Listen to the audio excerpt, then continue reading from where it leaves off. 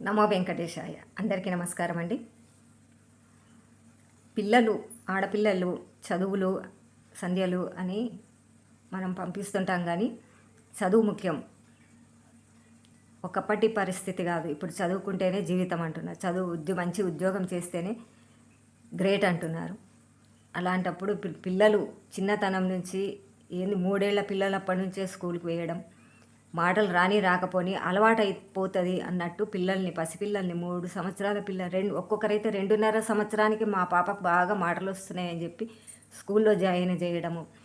ఆ టైం నుంచి మళ్ళీ వాళ్ళు ఉద్యోగపరంగా పెళ్లి పరంగా వచ్చేంత వరకు పోరాటం ఇంకా పిల్లలు. అయితే ఇది ఎందుకు చెప్తున్నానంటే, నిన్న సాటర్డే రోజు ఒక సంఘటన అయితే జరిగింది. ఇది మేడ్చల్ జిల్లా అనుకుంటా. మేడ్చల్ జిల్లాలో శ్రీ చైతన్య కాలేజీలో, శ్రీ చైతన్య స్కూల్లో పెద్ద ఘోరం జరిగింది అనమాట. 10వ తరగతి చదువుతున్న అమ్మాయి,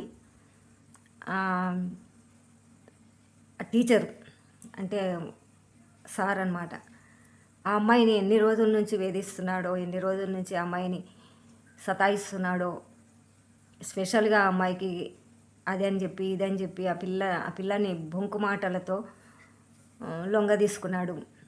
ఇది నిన్న చదివాను న్యూస్. ఇది చేసి ఆ అమ్మాయిని ఎంతకాలం నుంచి బాధ పెడుతున్నాడో ఏమో కానీ, ఇంకా ఆ అమ్మాయిని ఆఖరికి కెమిస్ట్రీ టీచర్ అంట. ఆ అమ్మాయి 10వ తరగతి అమ్మాయి మీద మనసు పడి ఆ అమ్మాయిని రకరకాలుగా బాధించి వేధించి 10వ తరగతి చదువుకున్న అమ్మాయిని మెడలో తాళి కట్టాడు.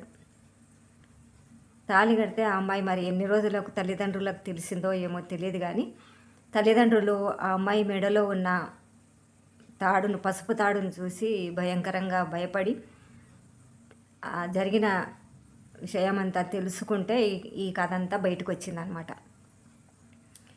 మరి తనకు పెళ్ళయిందా లేదా సంగతి తెలియదు ఎవరికి, టీచర్కి, కెమిస్ట్రీ టీచర్కి పెళ్ళయిందా లేదా తెలియదు. ఈ విషయం అయితే తెలియలేదు కానీ 10వ తరగతి అమ్మాయిని సతాయించి వేధించి మాయమాటలు చెప్పి బొంకు మాటలు చెప్పి లొంగ తీసుకొని ఆ అమ్మాయి మెడలో అయితే తాళి కట్టిండు. ఇంకా తల్లిదండ్రులు ఏంది అమ్మాయి మెడలో పసుపు తాడు ఉంది అని తీసి చూస్తే మంగళసూత్రాలు ఉన్నాయి పసుపు తాడుకు.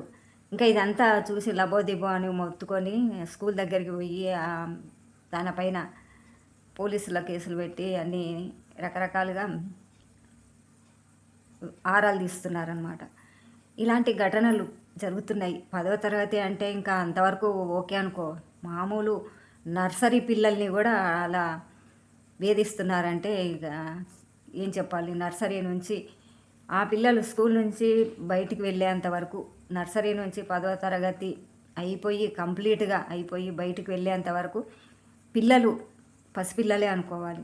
వాళ్ళకు ఏమీ తెలియని స్థితి. అలాగో ఆ పిల్లల మీద కన్నేసి ఈ టీచర్లు పిల్లల్ని లొంగ తీసుకొని నానా బాధలు పెట్టి ఇంట్లో చెప్పొద్దని, ఇంట్లో చెప్తే ఇంకా ఏదైనా భయపెట్టడం, ఇట్లాంటివి వాళ్ళు ఇంట్లో చెప్పుకోలేరు, తన విషయం అసలే చెప్పుకోలేరు. ఇంకా స్కూలు టీచర్లు ఇంకెంత పెద్ద గొడవ అవుతుందో ఏందో అని చెప్పి పిల్లలు భయపడి లొంగిపోతున్నారు. ఎంతవరకు ఇంటి దగ్గర తల్లిదండ్రులు ధైర్యం చెప్తారు? పిల్లల్ని స్కూల్కి పంపిస్తాము, ఎందుకోసము? విద్య కోసం ఫీజు కడుతున్నాము, స్కూల్లో జాయిన్ చేస్తున్నాము. వాళ్ళ పరిస్థితి, వాళ్ళు ఎంత ఘోరంగా స్కూళ్ళల్లో పిల్లలు ఇబ్బందులు పడుతున్నారో, ఎంత బాధపడుతున్నారో, ఎంత నలిగిపోతున్నారో, ఎంత మానసికంగా చెప్పుకోలేని పరిస్థితుల్లో లొంగిపోతున్నారో. ఒక్కొక్కరు ప్రెగ్నెంట్ అవుతున్నారు, ఒక్కొక్కరు పెళ్ళిళ్ళు చేసుకుంటున్నారు, ఒక్కొక్కరు తెలియకుండా పిల్లల్ని చెరిచి పారిపోతున్నారు. ఇట్లాంటి మోసాలు, ఘోరాలు ఇవన్నీ జరుగుతున్నాయి. ఆడపిల్లలు అన్యాయం అయిపోతున్నారు. పసిపిల్లల దగ్గర నుంచి వాళ్ళ కన్ను పడిందంటే ఇంకా వాళ్ళను వదిలే పనే లేదు. మగ టీచర్లు ఆడపిల్ల మీద కన్ను పడిందంటే వాళ్ళని వదిలే పరిస్థితే లేదు. వాళ్ళు కాకుంటే ఇంకొకరు, ఇంకొకరు కాకుంటే ఇంకొకరు. అలా పిల్లలు వాళ్ళ గుప్పిట్లో ఉన్నారు. టీచర్ల గుప్పిట్లో ఉన్నారు. తల్లిదండ్రులేమో మంచి స్కూలు అని చెప్పి ఫీజులు కట్టి నానా ఇబ్బందులు పడి ఫీజులు కట్టి మా పిల్లలు బాగా చదువుకోవాలి, మంచి తెలివితో రావాలి, ఈ స్కూల్లో వేస్తే మంచి మార్కులు వస్తాయి, మంచి చదువు వస్తుంది, మంచిగా ఈ స్కూల్ అయితే బాగా మన పిల్లల్ని మంచిగా చదివిస్తుంది అని చెప్పి తల్లిదండ్రులు ఇంటి దగ్గర ఎన్నో కలలు కంటున్నారు. ఈ కలలన్నీ కళ్ళలుగా చేస్తున్నారు ఇప్పుడు టీచర్లు. కళ్ళలుగా చేస్తున్నారు, నా పిల్లల్ని జీవితాలను నాశనం చేస్తున్నారు. ముఖ్యంగా చదువు అంటే పక్కన పెట్టు, పిల్లల జీవితాన్ని నాశనం చేస్తున్నారు. ఒక్కొక్క పిల్లలు చెప్పుకోలేక, ఇంట్లో పరిస్థితులు చెప్పుకోక ప్రెగ్నెంట్ అయ్యి నానా ఇబ్బందులు పడి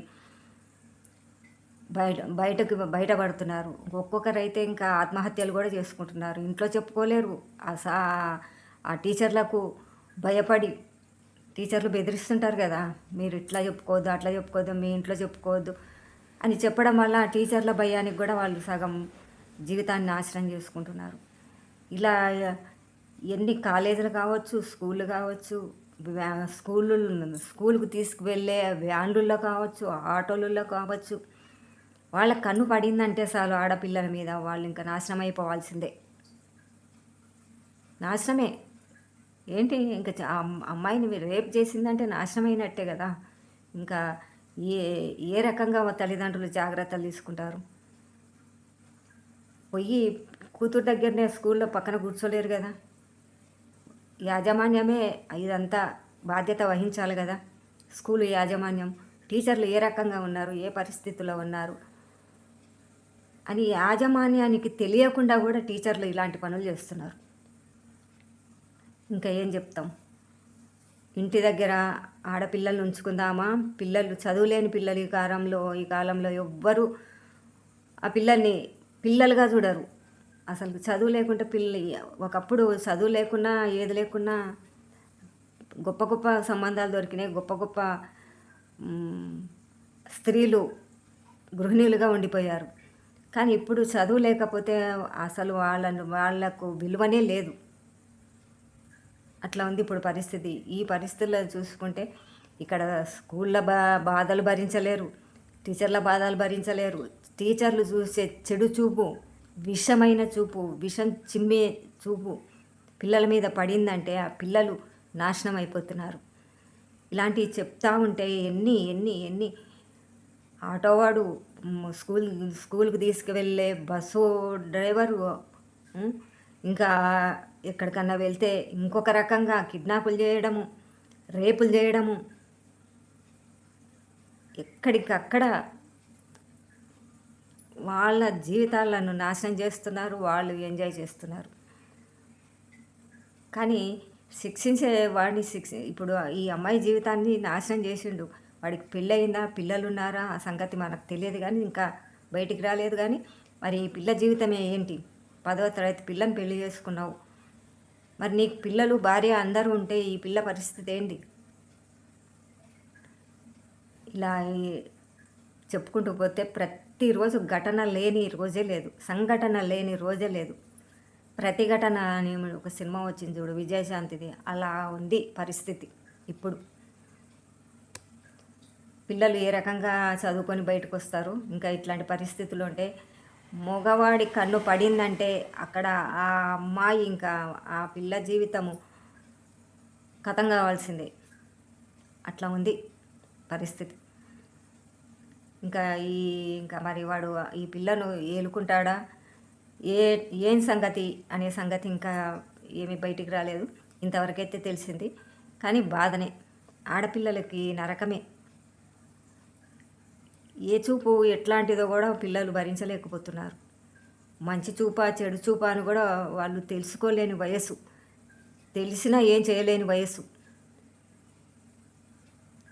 బాధ అనిపిస్తుంది. పసిపిల్లను, నెలల పిల్లలను ఎవరిని వదలడం లేదు పిశాచులు. ఓకేనండి, మంచి విషయాలతో ఇలాంటివి చూస్తూ ఉంటే బాధ అనిపిస్తుంది.